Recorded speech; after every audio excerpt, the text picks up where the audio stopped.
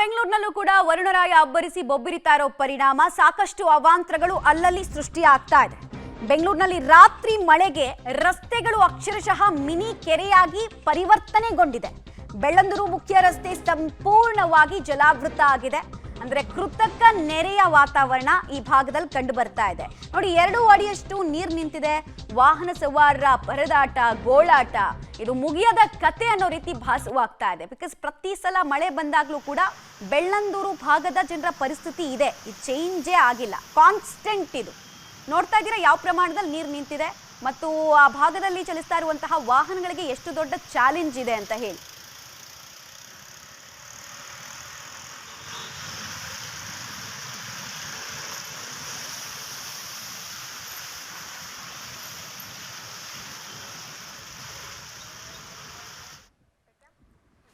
Silicon city ಬೆಂಗಳೂರಿನಲ್ಲಿ ಮಳೆ ಬಗ್ಗೆ ನಾವು ಡೀಟೇಲ್ಸ್ ಕೊಡ್ತಾ ಇದ್ವಿ. ಚಾಮರಾಜಪೇಟೆಯ ಗುಡ್ಡದಹಳ್ಳಿಯ ತಗ್ಗು ಪ್ರದೇಶದ ಮನೆಗಳಿಗೆ ನೀರು ನುಗ್ಗಿ ಸಾಕಷ್ಟು ಅವಾಂತರಕ್ಕೆ ಕಾರಣ ಆಗಿದೆ. ಮನೆಗಳಿಂದ ನೀರನ್ನ ಹೊರ ಹಾಕೋದಕ್ಕೆ ನಿವಾಸಿಗಳು ಹರಸಾಹಸವನ್ನ ಪಡ್ತಾ ಇದ್ದಾರೆ. ಕೆಲವರೆಲ್ಲ ರಾತ್ರಿ ಜಾಗರಣೆಯನ್ನ ಕೂಡ ಬೆಂಗಳೂರಿನಲ್ಲಿ ಮಳೆ ಬಂದ್ರೆ ಮಾಡ್ತಾರೆ.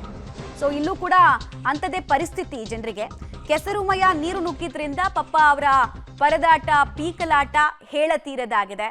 ಒಂದು ಮಳೆ ಹೇಗೆ ಜನರ ಬದುಕನ್ನ ಬೀದಿಗೆ ತರುತ್ತೆ ಅನ್ನೋದಕ್ಕೆ ಇದು ಎಕ್ಸಾಂಪಲು.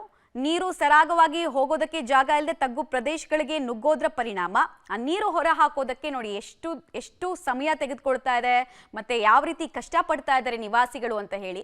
ಮನೆಯಲ್ಲಿರೋ ವಸ್ತುಗಳೆಲ್ಲ ಹಾಳಾಗ್ತಾ ಇದೆ ಅನ್ನುವಂತಹ ನೋವು ಒಂದು ಕಡೆ. ಇನ್ನೊಂದು ಕಡೆಗೆ ಈ ನೀರನ್ನ ವಿಚ್ಸ್ಟ್ಯಾಂಡ್ ಮಾಡೋಕ್ಕೂ ಆಗಲ್ಲ. ಬಿಕಾಸ್ ಒಂದು ಗಲೀಜ್ ಕೆಟ್ಟ ಸ್ಮೆಲ್ ಇರುತ್ತೆ ಅದರಲ್ಲಿ, ರೋಗ ರುಜಿನಿಗಳ ಕಾಟ. ಹೀಗಾಗಿ ಅಂತ ಮಳೆ ಬರ್ತಾ ಇದ್ರು ಕೂಡ ಯಾರಿಗೋ ಕಾಯ್ದೆ BBMP ಅವ್ರು ಬರ್ತಾರೆ ಅಥವಾ ಬೇರೆ ಸಿಬ್ಬಂದಿಗಳು ಬರ್ತಾರೆ, ಅವ್ರ ನೆರವು ಪಡ್ಕೊಳ್ಳೋಣ ಅಂತ ವೇಟ್ ಮಾಡಿದೆ. ಅಲ್ಲಿನ ನಿವಾಸಿಗಳೇ ನೀರನ್ನ ಹೊರ ಹಾಕುವಂತಹ ಕೆಲಸ ಮಾಡ್ತಾ ಇದ್ದಾರೆ. ರಾಜ ಕಾಲುವೆಗಳಲ್ಲಿ ಹೂಳು ಸರಿಯಾಗಿ ಎತ್ತದೇ ಇರೋದು ಮತ್ತು ಅನ್ಪ್ಲಾನಿಂಗ್ ಆಗಿ ಕೆಲವು ಕಡೆಗಳಲ್ಲಿ ಬಿಲ್ಡಿಂಗ್ ಗಳನ್ನ ಕಟ್ಟಿರೋದು ಎಲ್ಲವೂ ಕೂಡ ಸ್ವಯಂಕೃತ ಅಪರಾಧದ ಭಾಗ. ಅನುಭವಿಸ್ತಾ ಇರೋದು ಮಾತ್ರ ಅಮಾಯಕರಷ್ಟೇ.